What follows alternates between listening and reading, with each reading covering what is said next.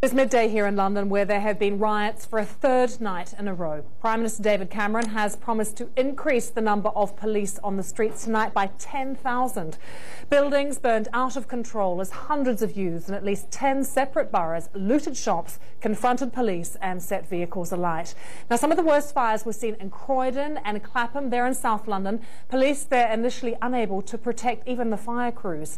An extra 1,700 officers were drafted into the capital. That did little, though, to deter the rioters. Trouble also broke out in other cities across the UK. Look at the picture here. Birmingham, Liverpool, Bristol as well. David Cameron cut short his holiday. He is back in London and says he's in charge of the situation. Gordon Carrera has the latest. Scenes of chaos and devastation. Sights no one had predicted and which have shocked the country. This was a furniture store in Croydon, South London last night, ablaze with flames and smoke reaching into the sky. This morning the owners gave their reaction. Why would this happen to us? Because 150 years of service is just gone in a flash. If it is the community doing it, we don't understand. It's not comprehensive. There must be something completely wrong in the system of the country that allows this to happen. Yesterday there was trouble in the afternoon in Hackney. In broad daylight there were running battles between youths and police. This wave of violence began following the death of this man, Mark Duggan, on Thursday in Tottenham. He was shot by police in circumstances still unclear. Protests began locally at his killing with a march to the police station, but tension boiled over into violence, which has spread across London and now to other cities. These have been the worst scenes of violence and disturbance on our streets for many, many years. And that this sort of violence, this level of criminality, this thuggery, this looting, this theft is completely unacceptable. We can deal with it. We can deal with it with robust policing, with good use of intelligence, but also with the help and support of local communities. There now appears little unifying the violence, other than a desire to cause damage and to steal. It's led to football games being called off, including the England friendly tomorrow at Wembley, and it's less than a year until London is due to host the Olympics. This unverified footage put up on YouTube appears to show an injured young man being initially helped by others before they decide to steal what they can from his rucksack. The police are at full stretch. All cells in London are now full. 3 people have been arrested on suspicion of the attempted murder of a police officer. Police have blamed social media for helping to spread the trouble and asked parents to take responsibility for their children. In Battersea last night, police used armoured vehicles and say they'll now consider using this tactic elsewhere. There have even been calls for the use of water cannons, the introduction of curfews or bringing in the army. This morning there was an emergency meeting of the Cabinet Crisis Committee, COBRA, chaired by the Prime Minister, who'd returned early from his holiday. Parliament is being recalled for a day on Thursday, and the Prime Minister said extra measures would be taken. Compared with the 6,000 police on the streets last night in London, there will be some 16,000 officers tonight. All leave within the Metropolitan Police has been cancelled. There will be aid coming from police forces up and down the country, and we will do everything necessary to strengthen and assist those police forces that are meeting this disorder. This morning many communities are cleaning up. They're hoping that tonight will not bring more trouble, and hoping that police and the government can find a way of preventing that happening. Gordon Carrera, BBC News. Well, let's join our political correspondent Naomi Grimley now, who is in central London. Naomi, there have been lots of people saying on all the social networking sites all across London and on the radio that the response so far has just been too soft. Do you think the Prime Minister's done enough today to reassure people? Well, I think David Cameron is certainly hoping that that uplift in the number of police officers on the streets of London tonight will do the trick. But you're right, he has come into criticism himself for not coming back from his Italian holiday quick enough to take the lead in this crisis. So I think over the coming hours we're going to see him going to the affected areas, talking to policemen and being seen to offer sympathy to those affected because he doesn't want any more accusations that there's been a power vacuum here. So 10,000 more police, Naomi, on the streets tonight. Do you think we will also see more robust policing, perhaps the use of water cannon or tear gas tonight? At the moment, it looks like the Home Secretary, Theresa May, is very reluctant to go down that route. She champions the British model of policing, community policing. So they're not really very keen on using water cannons or bringing in the army because of the message it sends. However, what's also clear is that they really cannot afford another night like last night where the police were clearly not in control of events. So I don't think we can rule out tougher measures if this continues. How do we think morale is, Naomi, amongst the police? Because they seem to be a force under siege at the moment. That's right. I think they feel that a lot of the criticism is unfair. But nevertheless, I think politicians, when they come back to debate this on Thursday in an emergency recall of Parliament, will have lots of questions about the way that this has been policed.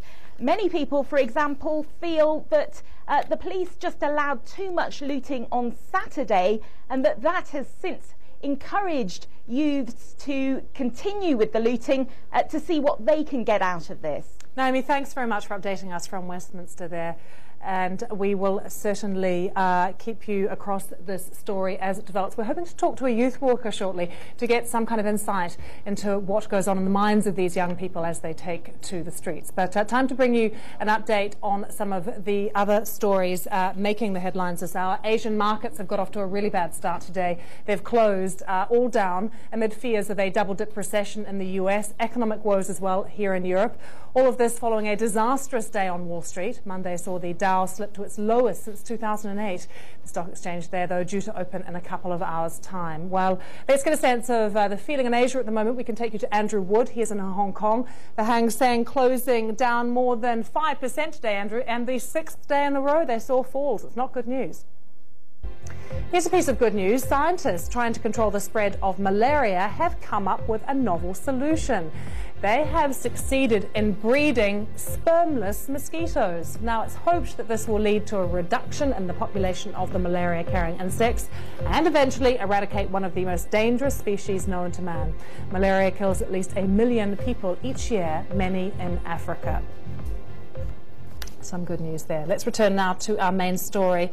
In Croydon in South London, where rioting took place on Monday, a BBC journalist spoke to two 17-year-old girls. Now, they told our journalist that they had participated in the violence and said that at the time they were drinking wine that they'd looted from a local shop. This is what they had to say. Everyone was just going to riot, just go mad, like chucking things, chucking bottles, breaking into stuff, breaking into shops. It was madness. Yeah, it was good though. It was good fun. Yeah.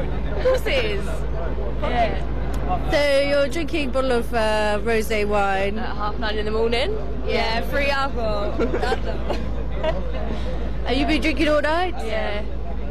Like, it's the government's fault. Yeah. I don't know. Conservatives. Yeah, whatever who it is, I don't know. It's not even a right, it's showing the police we can do what we want. Yeah, that's what it's all about, showing the police we can do what we want, and now we have. So do you reckon it will go on tonight? Yeah, hopefully, hopefully.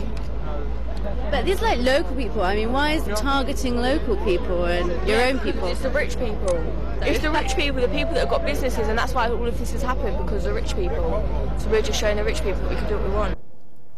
Well, let's take you to Canterbury now via webcam. We can talk to Liam Preston, who is the chairman of the British Youth Council. Liam, listening to those two 17-year-old girls, many people will find what they're saying not just sickening, but completely incomprehensible, that they were doing this for fun, they were doing this to show the police that they can do whatever they want, and they plan to do it again tonight. How do we even begin to explain this behaviour? I'm not really sure, to be honest. I mean, we're shocked and appalled at what's happening in London and also in other parts of the UK. And it's a really frustrating time for young people who are, sitting at home or reading sort of Twitter or looking on the news and seeing all the positive work that young people have been doing up and down the country to try and give themselves a good name, actually just, thrown away by these, a minority of young people across the country who are being absolute fools. This minority that you talk about, who do you think they'll listen to? Because those young girls seem pretty certain they're going to come out again tonight. I think there is an emphasis that politicians do need to have a bigger say. I think they do need to come out and say more about how bad it is and to act as role models. But also I think it's important that young people themselves are able to express and say how frustrating it is and how dangerous it is.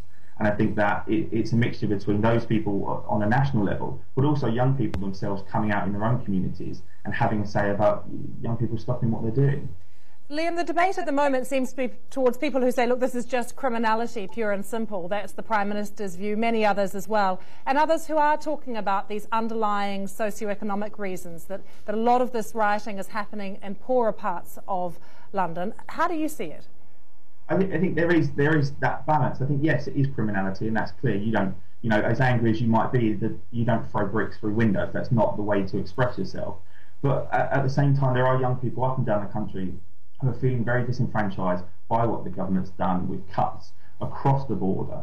And cuts in youth services are really affecting young people, and maybe they're looking and saying, no one's listening to what we have to say. And whilst this isn't a way of expressing yourself, I think we do need to go back and look at the underlying causes, as you've mentioned, and see how in the future we address young people's issues and we address the fact that they don't feel like they're being heard. Liam, thanks very much for joining us. Liam Preston joining us there from Canterbury. Stay with us. Next month, hundreds of millions of people across India will be celebrating the festival of the Hindu elephant god Ganesha. For 11 days, they will pray to small models of the deity in their homes. Many households will be looking for Hindu priests to lead the prayers. But in Mumbai, there's an acute shortage of priests. So to fill the gap, one local group has decided to train Mumbai's young. From there, here's Nidhi Dutt. Flowers, saffron and incense, offering prayers to the elephant god Lord Ganesha. Swapnali Dokhande is only 14, but she's committed to keeping this religious tradition alive. She's learning to perform prayers for Ganpati Chaturthi, a major religious festival here in the state of Maharashtra. There are more than 200,000 households that pray to Lord Ganesha during this time every year. There aren't enough priests, so I'm learning how to lead services and help out. 700 teenagers are enrolled in this puja or prayer crash course. They've got a month to learn what to do and what to say before they're dispatched across Mumbai to lead worshippers in prayer. These students won't be paid for their services, but they say it's got little to do with money. Their teachers say that in modern India, priesthood is fast becoming an unattractive career path. Our priests are traditionally Brahmins. They come from the top caste of Indian society. But now, even their children don't want to continue the religious tradition. They are going off to work in the corporate world. This is Siddhivinayak, the heart of the Lord Ganesha tradition in Mumbai. And even on a quiet day, thousands of worshippers come here to pray. And the services, like the one you can see behind me, are led by pundits or priests who have been here for many years. And according to the temple's trust, their knowledge and their religious experience is key.